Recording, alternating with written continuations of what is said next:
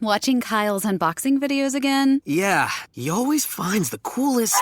No way! A robot dog? Gotta ask where he got it. Or use your Samsung Galaxy S24 Ultra. Just draw a circle around the dog on your screen, and it shows you where to buy it right in the app. Whoa, I just learned a new trick. And that for once, I beat Kyle to the next big thing. Circle it, find it with the new Galaxy S24 Ultra and circle the search with Google. Get yours now at Samsung.com. Internet connection required. Results may vary based on visuals. Can you dig it? With a Bobcat compact excavator, you can. Up to $6,000 in rebates on select models and 0% financing for 36 months. Check us out at Bobcat of Charleston in North Charleston.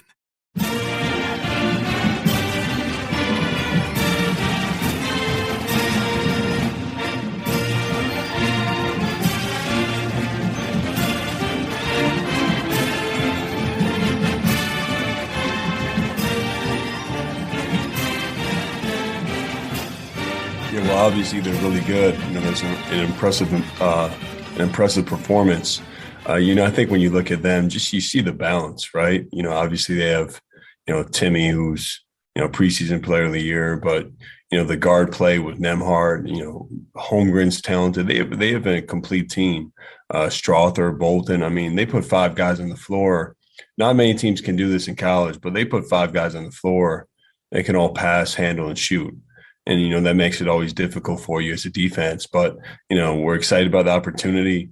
Our guys, this is part of the reason you come to Duke, to be in games like this. So I can tell you the excitement is there from our end. And the belief for us, we're going into this game to get a win. Well, that was Duke assistant coach Jon Scheyer. And this is episode 361 of the Duke Basketball Report podcast. Thanks for joining us, Duke fans. We are here to do one thing and one thing only. We are looking ahead to Friday, to the big matchup, number 1 versus number 5, Duke against Gonzaga, the game being played in Las Vegas. First, we have introductions. I am Jason Evans. If you don't know that by now, you haven't been listening to 361 episodes of our podcast. I am joined, as I always am, by Donald Wine and Sam Klein. Sam in Boston, getting ready for a nice Thanksgiving, I hope. Yes, I am. My girlfriend and I are driving to New York tonight, so please pray for us in the traffic. But should be a good holiday. I am very sad that I won't be in Vegas, where I believe Donald is right now. Yes, you stole my thunder, Donald. Tell us about where you are, my man. Well, when I look to my left over here, which you guys can't see, I'm just doing this to tease you. I have a nice view of the Las Vegas Strip. I am here for the game on Friday night with my dad and my brother. We will be at the game. So, yeah, I'm looking forward to all of this. Let's get it cracking. So, folks, we told you we're going to have a special preview of the Duke versus Gonzaga matchup. And to help us with that, we have brought on a true expert in the Gonzaga Bulldogs. We are joined now by Peter Woodburn. He is the site manager for the Slipper Still Fits, the SBNation website dedicated to Gonzaga. Peter, thanks a lot for joining us here in the Duke Basketball Report. Thanks for having me on. Yeah, so, dude, I'm going to start by saying you guys just beat the stink off of UCLA last night. I mean, was that an unusually good game? Was that like a perfect matchup for Gonzaga? Or are you guys really that great? I think it's honestly somewhere in between. I mean, I watched the game and it was really hard to kind of differentiate if Gonzaga was that good or UCLA was that bad. They looked completely lost on the defensive end. And to the point that they dug such a deep hole in the first half that there was really no way that they could ever pull out of it without Gonzaga essentially completely flatlining on offense for 10 to 12 minutes. And I think in general too, just UCLA's style of play, which is taking a lot of mid-range jumpers. They're not the most necessarily kind of offensively dynamic team, I think. And so they just had such a huge hole.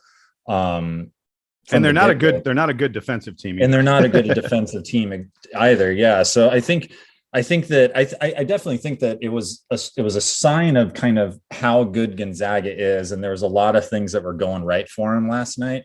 And combined with that, it was a little bit of a sign of, personally, and no offense to UCLA, but I mean, their number 2 ranking is largely based on the fact that they were a Final Four team last year.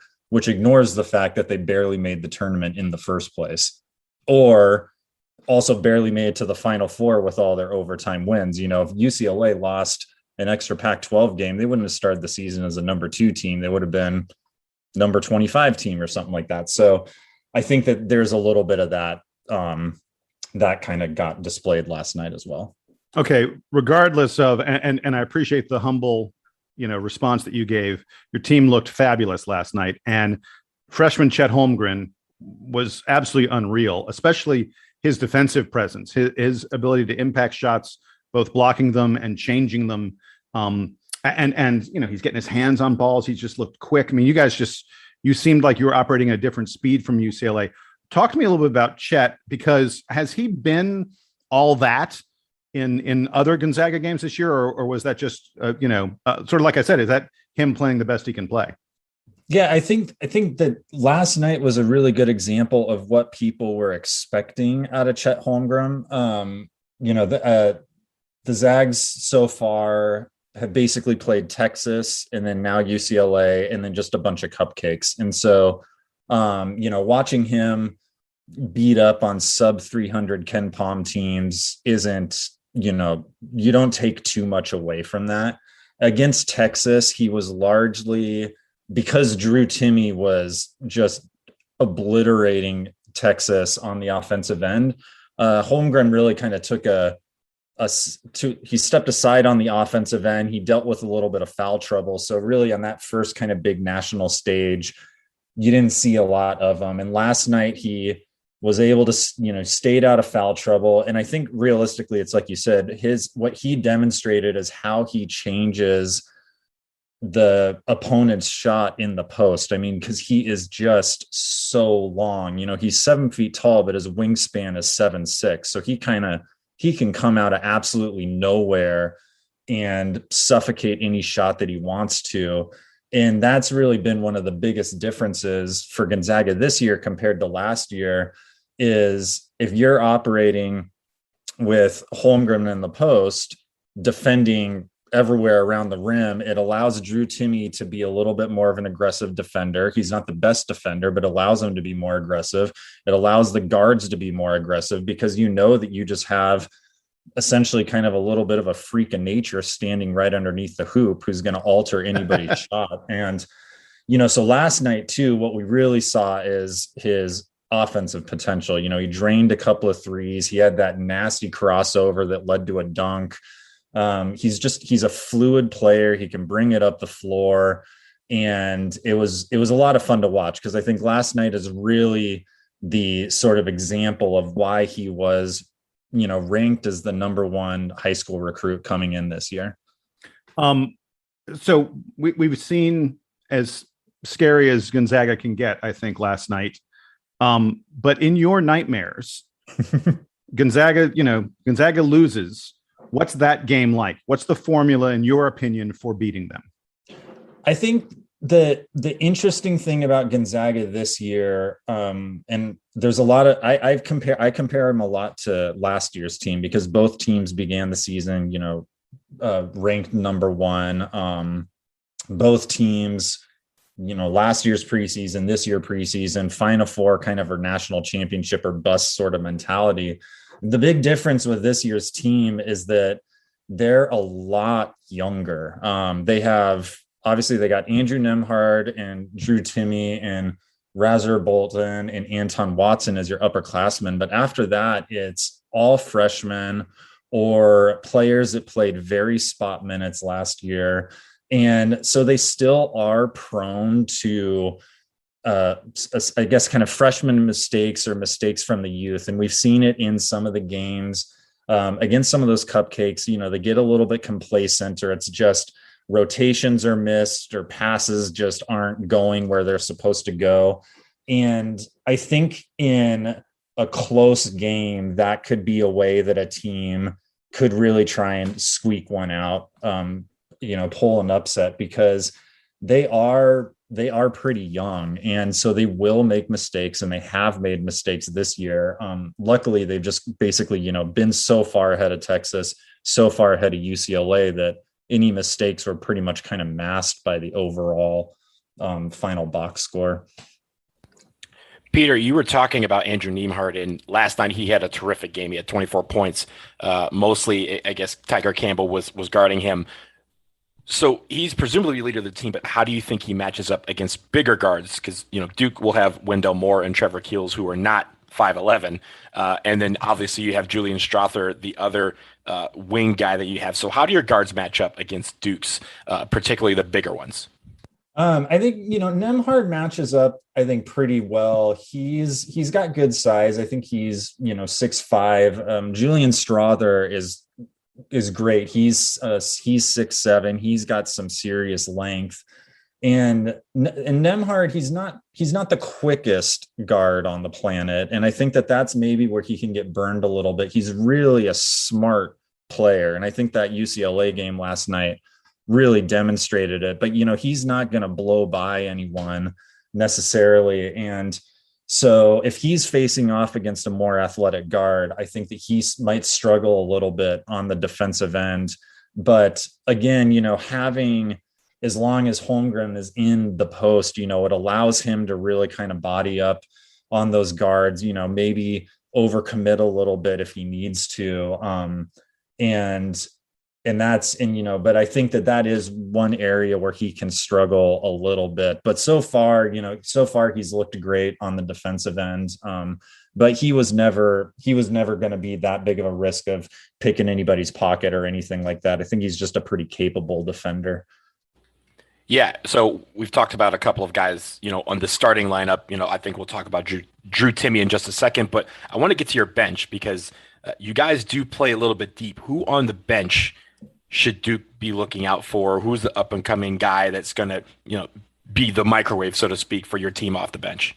Yeah, I think one of my favorite players on the team is Anton Watson. He's a Spokane product, and he's a really unassuming player. He's a 6'8" forward, junior this year. And he doesn't make a lot of waves on the offensive end, but he is just a lockdown defender. And if the Gonzaga and Duke game is close, and if Duke is making, maybe a 7-0 run or something like that, you very well could see Mark Few kind of switch to a 3-quarter press, and it will have Anton Watson 6'8" at the very top of it. And he's an absolute defensive menace, and he can pretty much guard 1 through 5. And I think that because he doesn't score a lot of points, he's not a really flashy or explosive player. He's just pretty solid on the offensive end.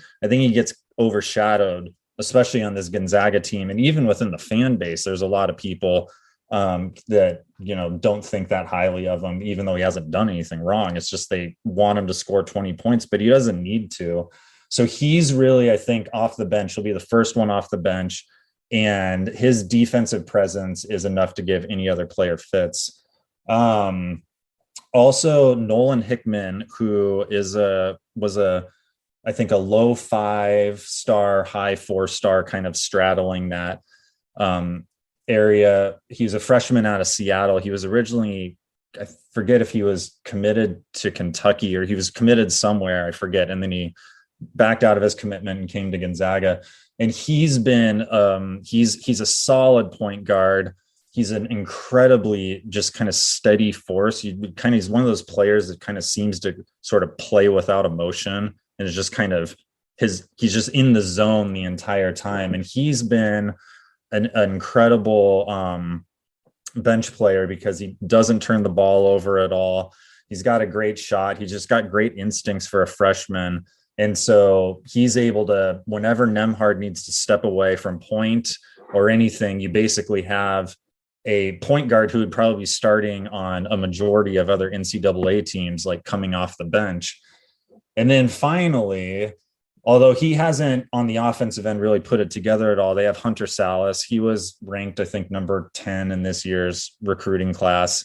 And defensively, he's been great. He's got a lot of length, but he's still a little rough around the edges. So he hasn't really displayed, I think, what he can do offensively. I don't think he's hit a 3-point shot yet, but he's another body that they can throw in there in case anybody gets foul trouble, and you're not really having too steep of a decline in quality. And that's really what makes, I think, Gonzaga so dangerous, is that their bench players, like those 3 players, largely would be starting on any other team. And the only reason they're not starting is because Gonzaga just has too many guys on it. Speaking of one of those guys, I know we're going to get back to this guy, Drew Timme, only the preseason player of the year. When he came back, so first of all, last year he had a great year. Were you expecting him to come back, or were you surprised, as a lot of us were, that he decided to come back for one more year? And now that you have him back, what is it like to have him in the front court, especially lined up alongside Chet Holmgren? Yeah, I always thought that he would come back because he was an amazing player last year, but he was straddling that line of amazing college player, but not quite at it for the NBA level, just because of the way that the NBA game has shifted. Drew Timme 20 years ago would have been in the NBA no matter what. I mean, he's just an old school post player, but he needs to establish that he can, expand his range a little bit. He needs to get a little bit better defensively and work on kind of that lateral quickness and all of that. But so I wasn't that surprised when he decided. Honestly, the thing that surprised me the most is that he declared that he was coming back so quickly. Like, he didn't even really dabble in the NBA draft process pretty much at all, I think. Whereas everyone else kind of, they go through not hire an agent, but say that they're going to go and come back. He just flat out stated he was coming back. So that was really the surprising part for me. Hey, Peter, really quick. Do you think that's because he was dead set on coming back and winning a national title? This was it about draft stock, or was it about him wanting to accomplish something at the college level? I think more of the latter. I mean, I think part of it was that he knew as well that his draft stock wasn't really there, and and knowing what was coming in. And I think I assume that for a lot of players, that Baylor loss had to have just stung. Baylor was the better team, and they took what was a fantastic year from Gonzaga last year and just stuffed it down the toilet for that 40 minutes. And that's something I think that lives with a human being. So I think, and I think that he's coming back, and I think he wants to show that, he can lead this team to a championship. And I think that's what's really fun to watch about Drew Timme is, I mean, on the offensive end, he's just, I think, especially for older individuals who enjoy watching basketball, he's a treat to watch, because it is just kind of a throwback style that it's, he's just ducking and weaving and pivoting and turning left and turning right. And his footwork is just beautiful. And on the Gonzaga end, what I think is a lot of fun is that he's really a kind of goofy individual. That mustache celebration that he does all the time. I mean, that's who he is on his personality level. And I can see, that for opposing fans, you'd get a little upset about that. But in reality, his sort of just who he is, he's just a goofball.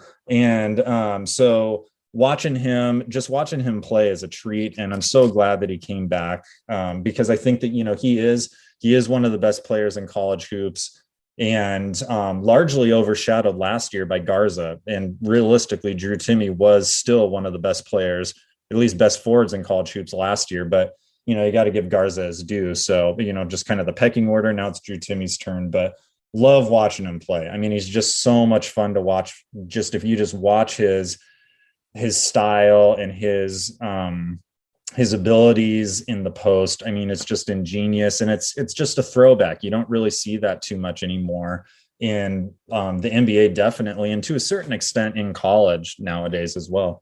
Peter, I want to ask you a bit about Gonzaga fans' feelings about this Duke game, but before I get there, because you mentioned the run last year in the national championship game, how do Gonzaga fans feel about last season and the way that it ended? It feels like the program's been on this pretty steady march up in terms of sort of national prominence, obviously over the whole of Mark Few's tenure, but certainly over the last 5, 6, 7 years. So where do fans sort of feel like the program is now after last season?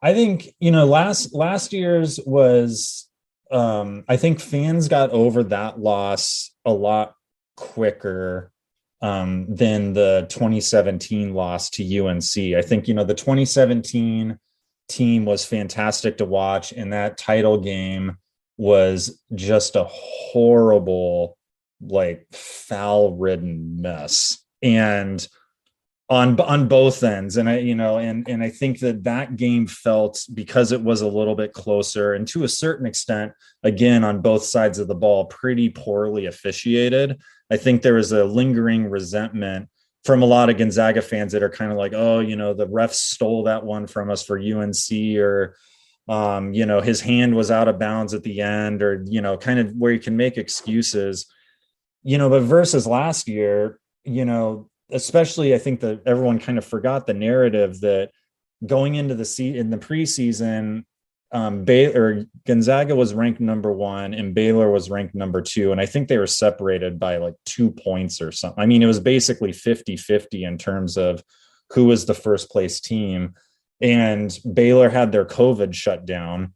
They looked bad for about 2 games, and then they just went back to just destroying everyone. And so I think for a lot of Gonzaga fans, it was really easy to get over because you can't make excuses about that game. I mean, Baylor just took it to them and just punched them in the face. And if you still want to be upset about it, if someone wants to be upset about it to this point, like, go ahead, they can knock themselves out. Like, I just kind of blocked it out of my memory. I don't want to think about it ever happening again. It's not going to be any game I'm going to rewatch for any joyous sake. And that's just how college basketball is. You just every year you just got to pick up and you just have to move on. And I think the interesting thing about it for me is that because of that loss, I think that a lot of Gonzaga fans are very aware of essentially hyping this team too much, especially after winning against UCLA last night. I think last year there was, they rattled on, and especially last year is just weird in general, but, they started off beating Kansas and they were beating all these good teams in the non-conference schedule, and the Ken Pom rankings were separating them, and everyone's like, oh, they can't be stopped. And it's like, well, we know what it's like to be stopped now. So I think a lot of people are going to be a little bit better about kind of making sure that we're not too big for our britches before March rolls around. So then, thinking about the Duke game, what are Zags fans kind of nervous about against Duke? Because I think there are a lot of, we've talked about a lot of the players already on the Gonzaga side, but there are a lot of great matchups that are going to be happening on Friday night. Yeah, I think, the Duke game is going to be really exciting, especially because I think Duke is in the front court, at least on height, will be the first team so far, size, that can match up with Gonzaga. And obviously Paolo, Seattle product, or Washington product, considered Gonzaga as well. I think he was in the his final 4 or final 3 that he was choosing from. And, you got already that narrative of who will be number 1 and, in number 1 draft pick, like Paolo or Chet. And obviously he's been a monster in college basketball to start the season. I mean, he's been absolutely phenomenal, and that's no surprise. I have a friend that taught at O'Day High School where he went, and he's been, a man playing a child's game since like 9th grade, essentially. So I that matchup is going to be fascinating because I think, especially on the offensive end for Duke, their front court has players that can give the Gonzaga defense, even Chet and Timme, like, they can give them problems as well. And, and then you got Wendell Moore, who's just like one of the best wings in the game, I think. And so Duke also has a lot of guys, and Duke's also has a lot of talent. And Duke also, to a certain extent, has a lot of youth, kind of in the same way Gonzaga does. So in a weird way, they have pretty similar teams, I think, that have, that we might see a little bit sloppier of a game than all of us want to see, on Friday. And maybe if the two teams meet again in the tournament or something, we'd see a lot different game with a season under their belt and everything. So I think it's going to be a great bellwether just look for both teams, just kind of because it is really, I think Duke is going to be the best matchup, or the best team that they've faced so far for Gonzaga. Like I said, with all due respect, UCLA was a little bit overrated. And with all due respect, Texas had, 7 or 8 transfers. I mean, they're going to be better later, but in the second game of the season, they got so much that they have to work through anyways. So, all right. I want to finish with a couple of quick hit questions for you. The first is, how does Gonzaga currently feel about being a member of the West Coast Conference, which is currently going through one of its best seasons ever, but I feel like is sort of this weird, like, is it a crutch? Is it a benefit? How do you feel right now being in a conference that's not sort of part of the power structure? It depends on who you ask. There's a lot of fans who want them to get out of the WCC like today and, play independent. I don't know, whatever. But I think it's fine. I think it's realistically, it's just the issue of geography. The U.S. is a really big country on the West Coast in terms of, the only power conference on the West Coast is the Pac-12. And then other than that, you have the Mountain West, which isn't really that much of a step up from the WCC. You have the WAC, which is definitely the Western Athletic Conference, definitely not a step up. And so I think that it serves them fine right now, and especially seeing teams this year. Obviously, BYU, St. Mary's, Santa Clara has been on like a super cool run. We might very well see San Francisco is really good WCC teams in the tournament, which is absolutely bonkers to think about. Now with BYU leaving next year, I think that takes a little bit of the luster out of the WCC. You're taking away a pretty consistently good opponent. But if the conference continues to rise up a little bit, I think it's okay. I think everyone would love to see Gonzaga be able to play, in the Big East or wherever. I mean, in a conference where they could play good competition, borderline twice a week. I think on just a realistic level, geography wise, it just is so hard with how far away Spokane is from the rest of the country. All right. I wanted to finish with a general question about Gonzaga in the NBA, but I wanted to ask it in a clever way. So here's my best attempt at this. You're from the state of Washington, I presume. Yeah. So I know there's a whole meme. I'm from the Washington, D.C. area. I know that Donald lives there now. There's this whole meme about people confusing Washington, D.C. and Washington State that I assume you're familiar with, being a West Coast Washingtonian. So have you ever felt like more of that there's more synergy between West Coast Washington and East Coast Washington than there is this year because the Wizards have 3 Gonzaga alumni on their roster? Oh, it's amazing. I love it. It makes it honestly a lot easier. I'm born and raised in the Seattle area. And I don't watch a lot of the NBA anymore solely because the Supersonics turned into the Thunder and we don't have a NBA team to watch. And it's not that I don't like NBA. It's just in general, it's just the TNT matchups or, whoever LeBron is playing or whoever the Warriors are playing, like that's the games that we get broadcast to us. And so for me, it's been really fun to see basically all the Gonzaga players coalescing on the Washington Wizards and the Memphis Grizzlies. The Grizzlies only have Clark and Tilly, but it just makes it way easier. You don't have to follow all these teams at all. I just get to kind of pick 2 teams, and if they're on TV, I'm like, oh, I'll tune into this. And but it's great. I think that one of the really interesting things about Gonzaga's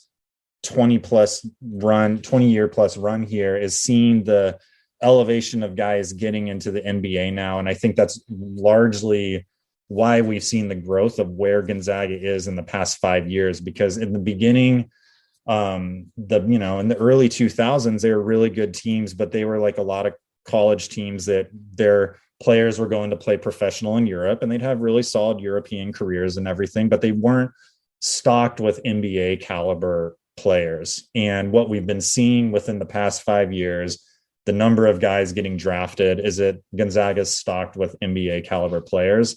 And I think that that's probably the biggest reason for the past 5 years why you're seeing at minimum Sweet 16, Elite 8 runs, multiple Final Four, multiple Natty appearances. That's at the end of the day, that's the difference. The talent level for them has just gotten that much higher. And it's great to see them you know, in the NBA and have basically more than your NBA representation be Kelly Olynyk, which was what it was for the longest time. I lied. I had one more for you because we did touch on Chet Holmgren for a little bit earlier. We talked a little bit about last year's team. Part of the whole narrative around Chet Holmgren is that he and Jalen Suggs were high school teammates. So how much did Gonzaga fans fantasize about having the two of them together on a team this year? Oh, I mean, that would have been so fun. I think there is still people after the season ended who I think legitimately thought that honestly legitimately thought that could be a possibility. And it's like, absolutely not, No way. I know NIL is coming into town, but millions of dollars as a lottery pick versus like showing up for the local car commercial, local used auto store, getting $100,000 there. I mean, it was never ever going to happen. And I think kind of, what's cool, especially with social media and stuff now for the younger basketball players and the kids is, I mean, just check, Jalen Suggs' Instagram stories last night. He was watching the Gonzaga game with whoever is in his, crew. And so it's like, I think they still have the ability to stay connected. And it would have been awesome to see them both play together. They played a ton together in high school. They won 4 Minnesota State titles in high school. I think that, they got their accolades there, and maybe the Magic will draft Holmgren and then they'll just be able to play together after that. So, hey, Peter, thanks so much. We really appreciate you joining us. Before you go, give me your prediction for Friday. What do you think is going to happen in the game? I think this will be a much closer game than the UCLA game, because I think Duke's just better offensively and defensively as well. So I think that this is going to be a closer game. I still, until proven otherwise, I think that at the moment Gonzaga's kind of operating at a different level, but I'm going to put this at probably a pretty high scoring affair, because Gonzaga doesn't know how to do anything other than that. And so I'm thinking we'll probably get a game, 85-78, but probably something a little bit closer until it kind of one way or the other for either team goes the way of free throws, and just kind of how those final box scores aren't really indicative of how close the game was. But I'm expecting the game to be pretty close on both ends of the floor throughout the entire thing. And I hope it is. I think, half the fun of watching these really good teams play together. I mean, it was great last night for me watching UCLA because I was watching it at home by myself, and it's easier to watch a blowout game than watch a stressful game by yourself. But eventually, the better basketball games are the closer ones. So I'd love to see a closer game. And I think that Duke is going to bring that. For reference, Ken Pom right now has a Gonzaga victory 80-73. So okay. You're in the same kind of ballpark. Well, Peter Woodburn, site manager of The Slipper Still Fits, thanks so much. We really appreciate it, man. You were a great guest. Gave us a nice deep dive. I hope you're wrong about your prediction. That's the only thing I'll say. Thanks, man. Yeah, thanks so much. And coming up after a quick commercial break, Donald, Sam, and I will tell you what we think about the matchup with Gonzaga. Stay with us.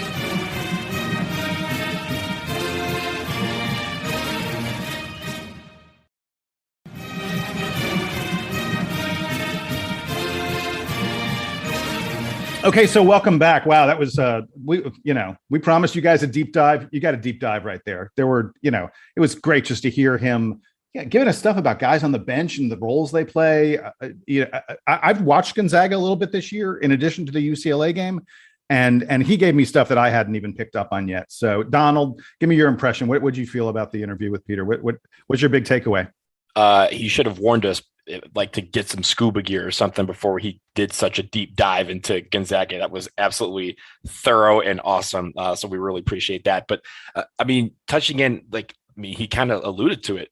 This team is stacked at every position, especially their starters, and every starter is very, very, very good, and they can beat you by themselves if they needed to. So I'm really looking forward to this game because it will be a true test for both teams. I think he also mentioned at the end that Duke probably gives them one of the biggest tests that they will have this season, because after this, they play Alabama, and then that's about it for the rest of the season until the NCAA tournament. So this is something that they probably have circled on their schedule as, hey, this is the biggest test we're going to see. Paolo Banchero versus Chet Holmgren, that's just one of the storylines in this game, because there's a lot of guys out there who can really impact a basketball game. And I'm lucky that I'm going to be able to see it live. It's going to be great. I think that his prediction about Gonzaga winning in a 7 or 8 point affair, I don't want to be too optimistic about it. I actually sort of think that's a good outcome for Duke, because Duke has had one game against a really strong opponent this year. That was Kentucky. Gonzaga is a lot better than Kentucky. If you watched any of Gonzaga's game last night or any of their previous games, you know that Gonzaga, as Peter was saying, operates at a different level. And if Duke at this point in the season is able to keep it, a 1 or 2 possession game against Gonzaga, whether they win or lose, I think is actually a really good outcome for the Blue Devils, because even though they've put up big numbers, and guys, I have to apologize that I haven't yet listened to the episode from the other day, so I haven't gotten the live reaction to Duke scoring 100 points yet, which I know is something that we always track. So that's a reminder to me. But I don't think we've seen yet Duke put together a really, really, really good game, like at every phase of the game. So if Duke does that against Gonzaga, yes, I think that Duke has a chance of beating Gonzaga. Like, it's not out of the realm of possibility, but there's a world where Duke loses this game by 3, 4, 5 points and looks really good doing it, and gives us a lot of optimism heading into not just the Ohio State game, but also into ACC play. Honestly, I think it's mainly because of this fact that Gonzaga is the most efficient offensive team in the country, and it's not close. And I think that is the real key here. Can you limit them on offense? And if you can, then this makes this game closer. UCLA last night could not do that. So that's why we saw the blowout that we did. Yeah. You know what? I want to talk really quick about some of the advanced metrics, because you mentioned their offensive efficiency, which is, again, far and away the best in the country. I'm not sure if either of you guys have looked it up.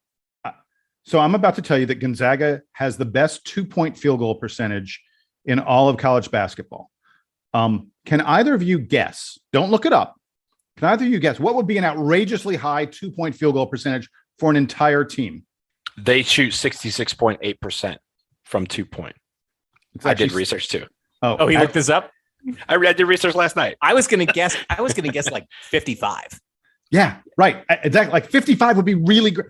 Actually, Donald, I think your research was prior to the UCLA game. Because yes, it was. It was during the game. Correct. The number I'm seeing today is 67.2.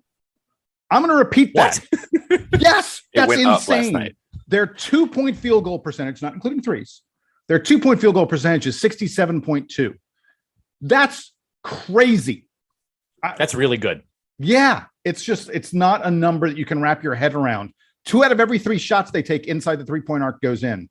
Wow. That speaks to Jason. That speaks to the fact that they have 2 dudes in Drew Timme and Chet Holmgren who just can get to the basket. Like it's not even like ignoring the guards who are very good. Andrew Nembhard is experienced, knows what he's doing with the basketball. But as Peter was telling us, Drew Timme has an array of post moves that make basketball fans very excited about him, at least at the college level. And Chet Holmgren putbacks, and he has his own sort of set of offensive moves. Like, there are so many opportunities for Gonzaga to dunk or lay the ball in from very close range. So I'm about to give you the numbers. wait until you hear this. I wish folks could see your faces, because I want to record your faces. So Drew Timme on 2-point shots is hitting 70% on the season. He's 42 of 60, 70%. That's stupid. That's a stupid, right? That's stupid. Wait a second. Chet Holmgren on 2-point shots is 25 of 29, 85%. Chet Holmgren's hitting 85% of his 2-point shots. Chet Holmgren's hitting 85% of his 2-point shots. It's just crazy. If you haven't watched, if you haven't watched Gonzaga yet this season before this Duke game, the thing that's going to stand out to you when they come onto the floor is just how different Chet Holmgren is. Like, the first impression is, damn, that kid is too skinny to be playing college basketball. Like, you remember how skinny Kevin Durant was playing college basketball, and you were like, how does Kevin Durant do that stuff? Like, he's too skinny. Chet Holmgren is skinnier than Kevin Durant was in college, and he might be taller. And, well, you know, the thing about Holmgren, and then the ball is in his hands, whether he's blocking it, whether he's handling it, dribbling it, and you're like, man, there is something different about this guy. Like, he should not be able to do this stuff, but his handle and his precision is incredible. And this is why I think the biggest matchup of Friday night will be Drew Timme and Chet Holmgren versus Paolo Banchero and Mark Williams. And you can throw Theo John into that too, because those two, like, I think that, like, Paolo Banchero has had this date circled forever, because he knows that when people talk about him, Chet Holmgren is in that sentence with him, and he wants to make sure that there is separation between the two. And I think Chet Holmgren believes the same thing too. And the really interesting thing about those matchups is, I think, you know, obviously guys switch and stuff like that, and players come in. I think you're going to mostly see Paulo matched up with Chet, because they're both power forwards. They're both guys who they don't play in the post a ton. And you're going to see Mark matched up with Drew Timme. And I actually think, and Theo John too. Theo John. Timme. I think Drew Timme has not played someone with Mark Williams. Is kind of like, look, we talk about Chet Holmgren's length, you know, 7-footer with a 7'6" wingspan. And guess what? Mark Williams, 7-footer with a 7'6" wingspan. So it's going to be really interesting to see Drew Timme, who's that master of making all those moves in the post, him operating against Mark Williams, to me, is huge, because as great as Chet Holmgren is, he only averages like 12 points per game. Their offense runs much more through Drew Timme than it does through Chet Holmgren. And Williams and Theo John's ability to frustrate Drew Timme, if Duke's going to have a chance, that's where that chance begins, I think. Yeah, the defense on Timme is the key. And like you were saying, Jason, it's the job of Mark Williams and Theo John to take that assignment, because they're the defensive minded centers on this team. So I agree with you. I think that despite you would think it would be the other way around given the general body shapes, but not the case given the skill sets involved. The one thing I saw last night against UCLA, and what I've seen from Gonzaga quite a bit, is that their transition offense is really good. Ours is really good too, but the one factor for us, the X factor that I'm going to look for, is whether we can handle them on their transition. Our transition defense needs to be on point, because they were really able to get a lot of good, quick, open shots because of how quickly they were able to get out in transition. And again, this is a smart basketball team, so they're able to find guys on the wing or even go straight to the hole. And like you saw with Nembhard last night, he was able to just eat UCLA's lunch, especially with the smaller guards. So this is on Wendell Moore and Trevor Keels to be able to get back on defense when we have to, and make sure you stop that guy from getting to the basket, because if you can do that and you have to set that up, then you have a chance of stopping them in the half court. But the one thing in the half court that you have to worry about is offensive rebounds. Again, my research, Jason, was before the UCLA game last night, so mine is a little different from yours, but they get an offensive rebound on 38.6% of missed shots. That is a lot. That is a lot of offensive rebounds, which means that only their big guys are getting to the basket. And even if they miss, chances are they're getting the second chance shots. That's where we have to limit them to, because if we can get them out in one possession, in one shot, we're going the other way, and then they're on their back heels. I think there hasn't been a team yet this year that have put Gonzaga on their back heel. That's what we need to try and do on Friday night. And you know, I mean, it's natural that we are all going to focus on the big men, because Paulo and Chet Holmgren are battling to be the number one pick in the NBA draft. Drew Timme is the National Player of the Year. Mark Williams just exudes potential and is just as a problem when he's asserting himself in the lane. But I suspect whichever team, if one team is able to really dominate in the backcourt, dominate may be too strong. You know, if Duke's able to shut down Andrew Nembhard, if Gonzaga is able to really frustrate Trevor Keels and Wendell Moore, that's probably too much for any of the big men to overcome. So we shouldn't, I don't want us to overlook that being a really, really important matchup as well. And I think that's actually the place where I feel like Duke may have a little bit of an advantage. I mean, to be honest, I think Gonzaga's big men are they're one of the few in the country, but they're probably a little bit better than Duke's big men. I think Duke's advantage may be in the backcourt, especially Wendell Moore. And I think when it comes to more, we talk about the Shane Battier numbers. Chet Holmgren is getting close to putting up Shane Battier numbers, but Wendell Moore actually is.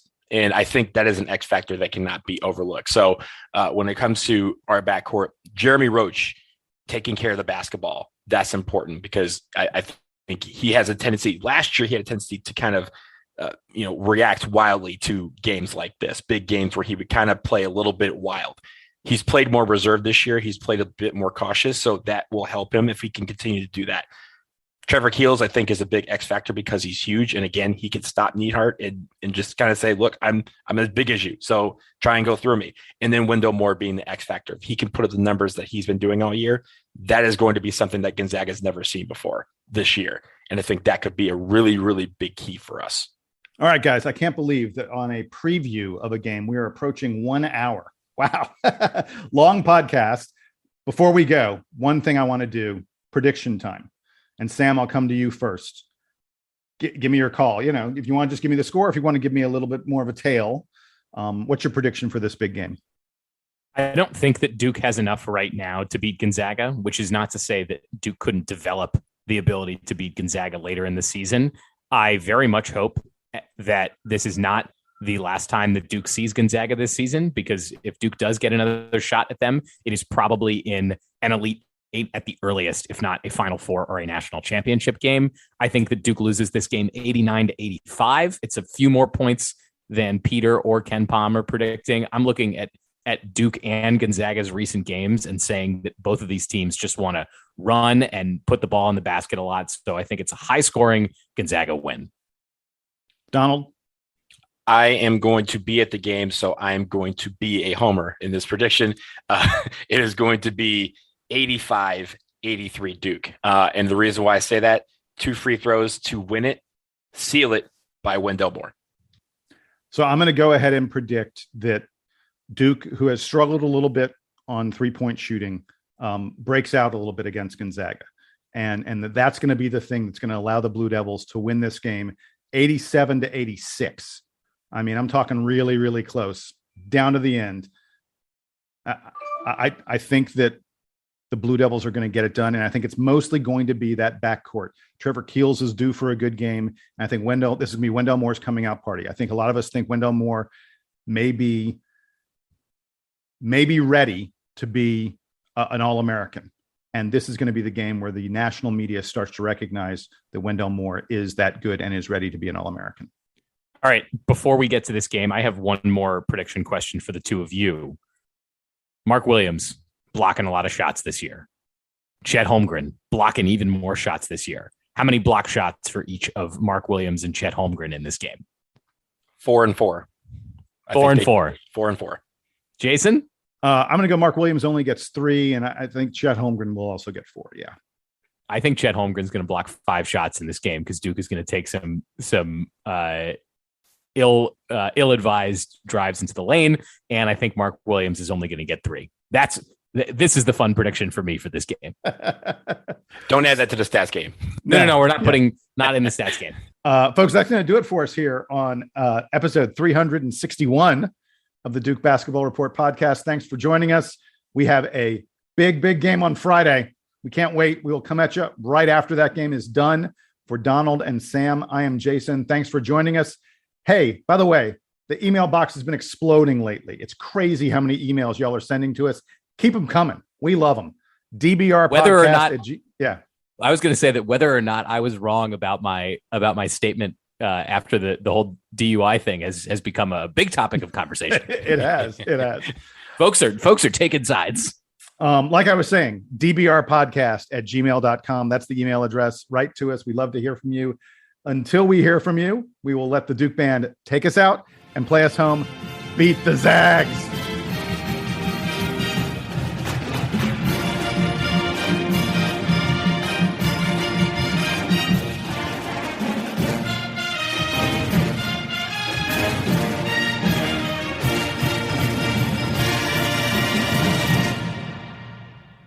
And then we'll bid farewell to you, and then the three of us will do a little extra stuff that you don't even need to worry about I promise we won't mock you too much. No, that's totally fine.